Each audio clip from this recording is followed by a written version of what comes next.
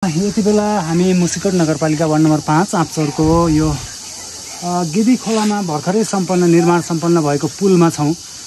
यति बेला मेरो प्यारो भाइ पनि हामीसँग छन् र हामी यस पुलमा धेरै अघिदेखिबाट हामी निरन्तर रूपमा आइरहेका थियौँ, तर यसरी हामीले एउटा रिपोर्टिङ गर्न पाएका थिएनौँ।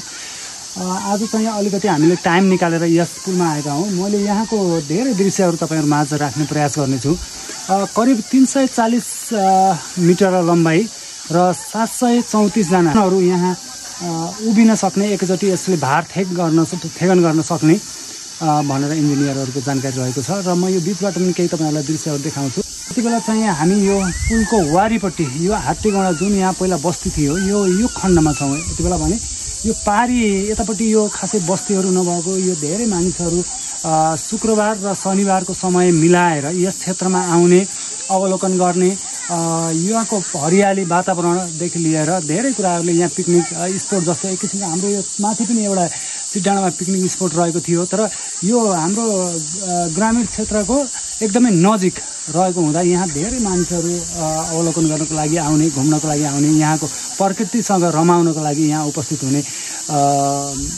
क्रम एकदमै बढ्दो छ। यो पछिल्लो चरणमा हामीले पाउँछौँ शुक्रबार र शनिबार चाहिँ एकदमै धेरै मात्रामा महानुभावहरू यहाँ आउनुहुन्छ भने अरू समयमा चाहिँ आँपचौरबाट स्वदेश तथा विदेशबाट घुम्न आउनुभएका पर्यटकहरू, त्यसै गरी यहाँ स्थायी घर भएर केही समयको लागि आउनुभएका महानुभावहरू पनि यस क्षेत्रमा आउने मैले चाहिँ पाएको छु। म बिचबाट पनि तपाईँहरूलाई यो गाउँको यो यतापट्टि यो देखाउने छु है। यति बेला चाहिँ हामी यो मध्य बिन्दुमा आइसकेका छौँ। यस हाम्रो यो आँपचौरमा रहेको यो भर्खरै सम्पन्न 2082 सालको यो तत्कालै सम्पन्न भएको यो पुलको हामी मध्य भागमा छौँ। यहाँबाट धेरै दृश्यहरू हामी देख्न सक्छौँ। यतापट्टि पारीपट्टि म क्यामेरा पर्सन भाइलाई म पारी पनि देखाउन भन्छु। यो पारी यो निलो टिन लगाएको यो पारी रहेको बस्तीलाई अहिले पछिल्लो चरणमा त्यहाँ देउराली भन्ने यो पछिल्लो चरणमा त्यहाँ सारेको अवस्था हो भने यो पारी देखिने सेतो भवन चाहिँ यो कफी विकास केन्द्र मुसिकोट नगरपालिका वार्ड नम्बर 5 आँपचौरमा रहेको यो चाहिँ केन्द्रीय कार्यालय भवन। यो तल्लोखाँबाट यो पारीपट्टि तपाईँहरू यो देख्न सक्नुहुन्छ। भाइलाई अलिकति जुम गर्न पनि म आग्रह गरेँ। यो पारी देखिने यो टेन्ट लगाएको यो चाहिँ कफी विकास केन्द्रको यो आफ्नो जग्गा हो र यहाँ कफीका बिरुवाहरू तपाईँहरू घुम्नको लागि एकदमै आएको बेलामा तपाईँहरूले नछुटाउने नआउने एउटा महत्त्वपूर्ण ठाउँ पनि रहेको छ। र यसै गरी यो पुल चाहिँ यो हाम्रो यो बस्ती यो जुन बस्ती रहेको छ यो बस्तीबाट एकदमै नजिक करिब वडा कार्यालय मुसिकोट नगरपालिका वडा नम्बर 5 को वडा कार्यालयबाट करिब 15 मिनटको दूरीमा पैदल दूरीमा रहेको छ भने बाइकमा आउँदाखेरि वडा कार्यालयबाट यो करिब लगभग 5 मिनटको दूरीमा चाहिँ यो रहेको छ। त्यसकारण यहाँ धेरै घुम्न आउने पर्यटकहरू बाहिरबाट भन्दा पनि यही क्षेत्रबाट यहाँ बसेर घरमा अलिकति फ्रेस हुनको लागि आउने ठाउँ चाहिँ हो।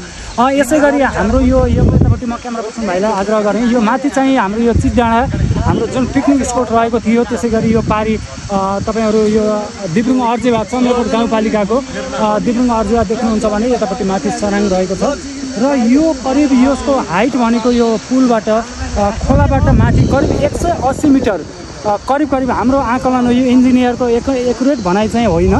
म यसको बारेमा पनि म त हजुरहरूलाई जानकारी गराउन चाहेँ। यति बेला चाहिँ पुलमा अवलोकनको लागि भाइहरू धेरै हाम्रो पिपलारुबाट वरपरबाट हाम्रो भाइहरू आँपचौर भलिबल क्लबका साथीहरू धेरै घुम्न आउनुभएको छ। तपाईँहरू धेरैजना यहाँका गाउँका स्थानीय बासिन्दाहरू, गाउँका युवाहरू यहाँ आउने अनि त्यसपछि घरमा खाजाहरू बनाएर लिएर आउने, यहाँ बस्ने खाने भनेर यो घुम्नको लागि क्यामेरा पर्सन भाइलाई म यो पारीपट्टिको थोरै दृश्य पनि देखाउन आग्रह गरेँ। है त यो धेरैजना महानुभावहरू हुनुहुन्छ त्यहाँ पारीपट्टिको दृश्य रह्यो।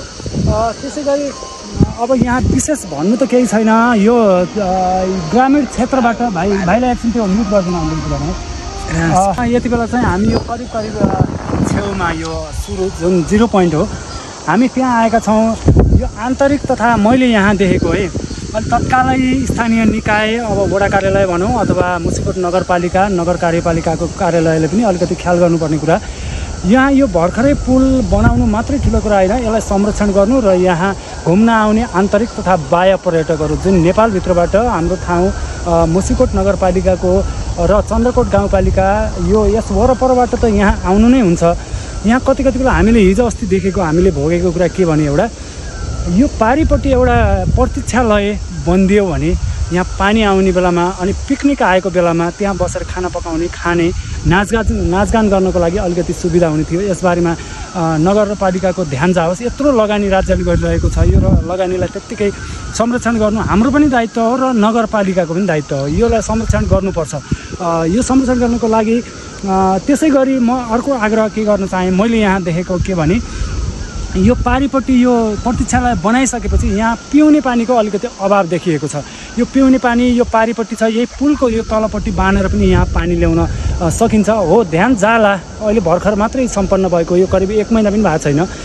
त्यस कारणले गर्दाखेरि यो कुरामा चाहिँ तत्कालै ध्यान जानुपर्ने मैले देखेको। आगामी बजेटमा यो असार मसान्त लागिरहेको छ, बजेट विनियोजन हुँदैछ। यिनी कुराहरू हामीले पनि राख्नेछौँ वडा कार्यालय मार्फत नगरपालिकामा राख्नेछौँ र हामीले कसलाई भनेर हुन्छ त्यहाँ हामीले आग्रह गर्नेछौँ। यो किनभने यहाँ घुम्न आउने, पानी पिउन पाइएन, बस्न पाइएन, मनोरञ्जनको लागि आइएको र बसेर खान पाउने वातावरण राम्रोसँग भएन भने यो पुल बनाउनुको यो करोडौँको राज्यको सम्पत्ति त्यत्तिकै खेर पनि जान सक्छ र यसलाई संरक्षण गर्नु हाम्रो पनि दायित्व हो। हामीले राज्यलाई मात्रै दोष दिएर उम्कनु हुँदैन, हामीले पनि संरक्षण गर्नुपर्छ। यहाँ हिँड्ने बेलामा म आग्रह गर्न चाहेँ, कृपया यहाँ बाँधेका केही यिनीहरू एङ्गलहरू रहेका छन्, यिनीहरू नफुकाइदिनु होला। यहाँ आउँदाखेरि यो पुललाई धेरै हल्लाउने यस्तो खालका क्रियाकलापहरू, नकारात्मक क्रियाकलापहरू नगरिदिनु होला भन्न चाहेँ। र यति बेला मलाई यो भिडियो क्याप्चर गर्नुजरी साथ दिने, क्यामेरा पर्सनको रूपमा साथ दिने मेरो प्यारो भाइ सन्देश अर्याललाई पनि धन्यवाद दिन चाहन्छु। र म छोटो भिडियो यो पारिपट्टि गएर तपाईँहरूमा आज राख्ने बाचा गर्छु। अहिले यति बेला पुलको यो अन्तिम सुरु 0 पोइन्टमा छौँ र यहाँ एउटा बोर्ड हामीले देखेका छौँ। नेपाल सरकार शहरी विकास मन्त्रालय, स्थानीय पूर्वाधार विकास विभाग, suspension bridge division, Pulchowk Lalitpur आँचर गिदी खोला झोलुङ्गे पुल किसिम सस्पेन्डेड डी, स्पान 340 मिटर, सम्पन्न मिति विक्रम सम्वत 2082 साल, भार वहन क्षमता 102 मेट्रिक टन, 734 पदयात्री, निर्माण व्यवसायको रूपमा रहेको छ श्री SA निर्माण सेवा प्रणाली डिजाइन संस्था, श्री सस्पेन्सन ब्रिज डिभिजन। यो जुन निर्माण व्यवसाय रहेको थियो यसले एकदमै छिटो यो काम गरेर यो पुल हस्तान्तरण गरिसकेको अवस्था हो। र यहाँ हामीले अझ अलिकति के देखियो भने यहाँ घुम्न आउने जो जन हुनुहुन्छ कृपया यहाँ आउने बेलामा यो पुलमा आफूले खाएका प्लास्टिकहरू बाहिर नफालिदिनु होला। किनभने यतापट्टि खेतीयोग्य जमिनहरू रहेको छ, माथिपट्टि खेतीयोग्य जमिनहरू रहेको छ भने त्यसै गरी वन जङ्गलमा पनि यो प्लास्टिक जन्य पदार्थले यहाँ क्षति पुर्याउने हुन्छ। यो माटोमा नकुहिने हुँदा कृपया म सबैमा आग्रह गर्न चाहेँ, यहाँ आएर यो प्लास्टिक जन्य चाउचाउका खोलहरू, त्यसै गरी मिठाई बिस्कुटका खोलहरू यहाँ नफालिदिनु होला। र स्थानीय सरकारबाट पनि मैले के अपेक्षा गरेँ भने कृपया यहाँ डस्टबिनको व्यवस्था गरिदिनु होला। यो नगरपालिकाको फोहोर उठाउने गाडी यहाँ आउँछ, यहाँ आउँदाखेरि यहाँको फोहोर पनि उसले लिएर जाने वातावरण मिलाइदिनको लागि म स्थानीय निकायसँग यसै भिडियो मार्फत आग्रह गर्न चाहेँ। यति बेलासम्म मलाई यो भिडियो पारी गएर हामी यहाँ आउन्जेलसम्म मलाई क्यामेरा पर्सनको रूपमा साथ दिइरहने मेरो प्यारो भाइ सन्देश अर्याललाई म धेरै धन्यवाद दिँदै आगामी दिनमा पनि यस्तै भिडियोहरू तपाईँहरू माझ ल्याउने बाचा गर्दै मेरो सजिना क्रिएसन युट्युब च्यानललाई सब्सक्राइब गरिदिनु होला। सुमन खरेल अफिसियल टिकटकलाई आइडीलाई फलो गरिदिनु होला। त्यसै गरी सजिना क्रिएसन फेसबुक पेजलाई पनि फलो गरेर हामीसँगै जोडिनु होला। मेरो पर्सनल फेसबुक आइडी भने सजिना सुमन खरेल रहेको छ। यी चारवटै माध्यमबाट हामीले यस्तै खालका भिडियोहरू तपाईँहरूमा सम्प्रेषण गर्ने बाचा गर्दै यति बेला चाहिँ बिदा हुन चाहन्छु। हस्त धन्यवाद, नमस्ते।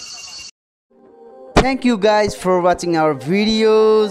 अनि यतिकै कता जान लाग्नु भएको, लाइक कमेन्ट सेयर अनि सब्सक्राइब अवश्य पनि गर्न नबिर्सनु होला। Thank you.